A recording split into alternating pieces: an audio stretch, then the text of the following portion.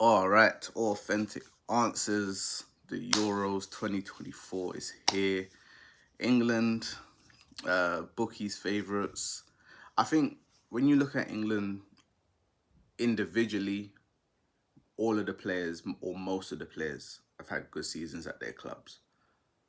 The problem is with England, they don't play together as a team. They are probably the one nation that sometimes it just doesn't gel. And it's always been like that when we always used to think of getting Scholes, Beckham, Gerrard, Lampard all into the same team. It's like the balance just wasn't there.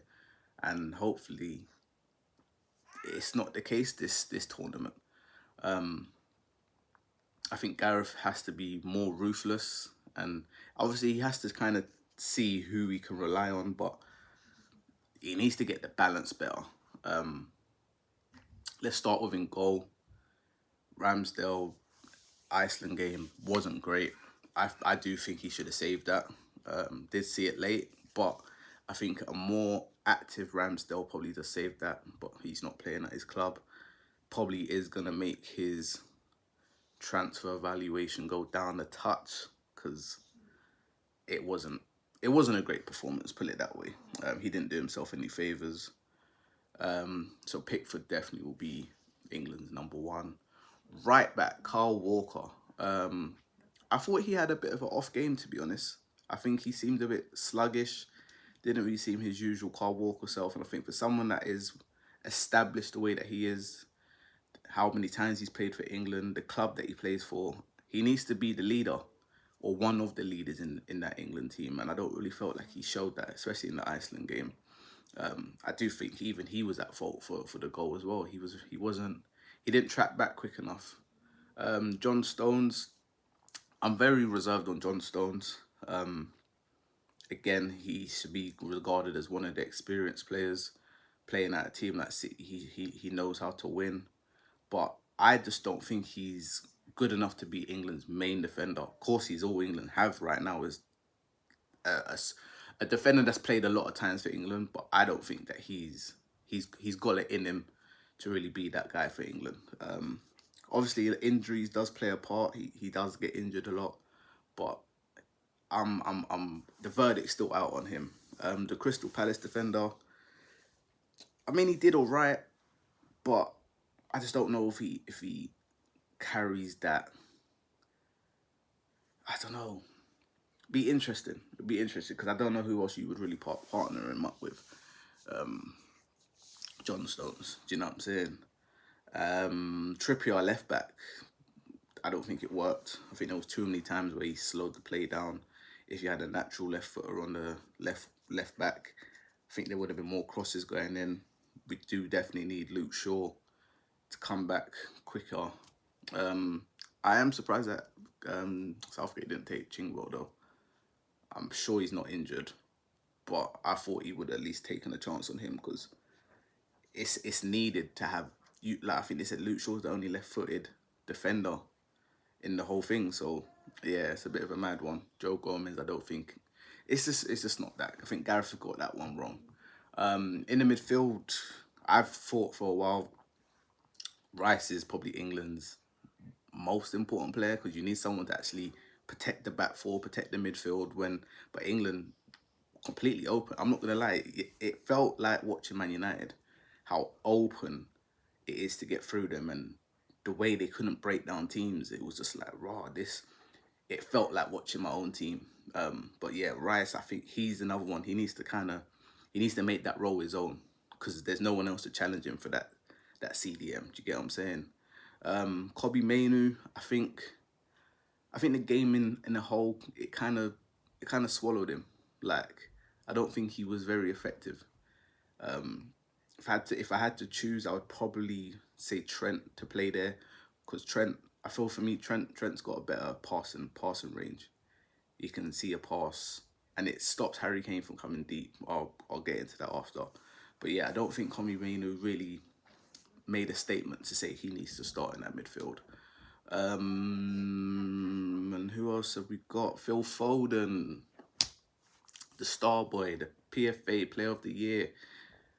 He just doesn't do it in an England shirt. club form, brilliant. But as it comes to internationals, I just don't think he can do it. And there are players that are like that. They just can't do it on an international stage. And he's had many chances now, whether it's right wing, left wing, number 10. I just don't think he does enough. But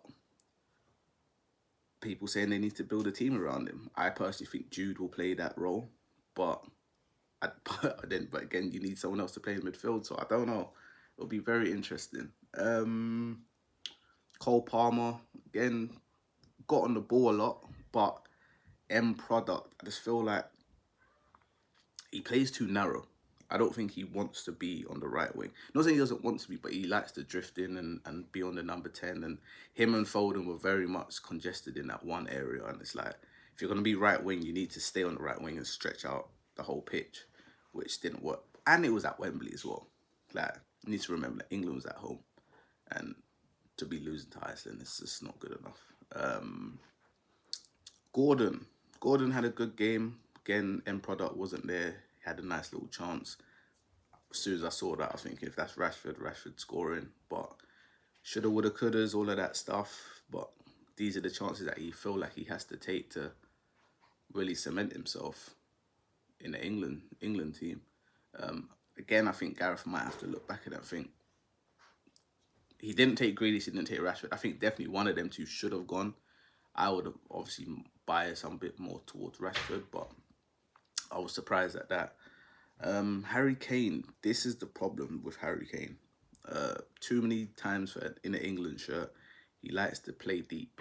He likes to come and it's like he plays CDM sometimes. And it's like you're crossing the ball to somebody that you're the one that's meant to be up front. And that's going to be his downfall, and England's downfall, because you need your striker to be in the box. That's why Trent needs to play, because Trent can do the job that Kane was trying to do. Kane doesn't need to do that. You're the top goal scorer in the whole of the top 5 leagues. Like, you've scored how many goals at Bayern because you stayed up front. That's your job. That's all you need to do. Stay up front. But yeah, Gareth, man, he's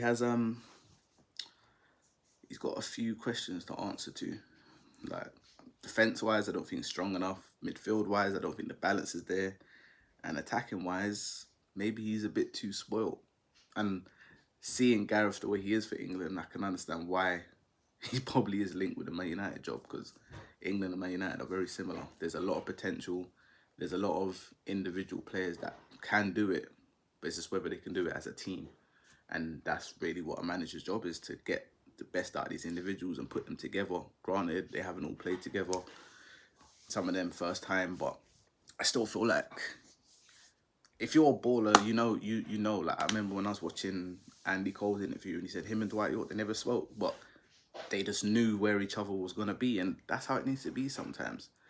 Do you know what I'm saying? So hopefully England do get it right and don't crumble. I think England's best bet is to probably just try and outscore the teams. Not trying to play this counter-attack. Just there's more than enough firepower in this England team to go and demolish any team. Like, I get why we'd seen as favourites, but I think just with the way that they play and their manager, I don't think it'll be enough. Dark horses to look out for. I do think Germany on home soil, I think they're going to be okay. Holland, I think they're going to be there or thereabouts. Portugal, anytime you have someone like Ronaldo in your team, serial winner, it's always possible. Captain Bruno, do you know what I'm saying? And obviously you got France. France will always be there or thereabouts. They'll probably make the final. And yeah, it'll be interesting to see Spain. Spain and Italy at one stage, definitely big giants of football, and now they're kind of under the radar, but we'll have to see how they get on, man. But it should be a good little Euros. Who do you think was going to win? Who do you think will be top goal scorer? Let me know your thoughts. Authentic answers. Peace.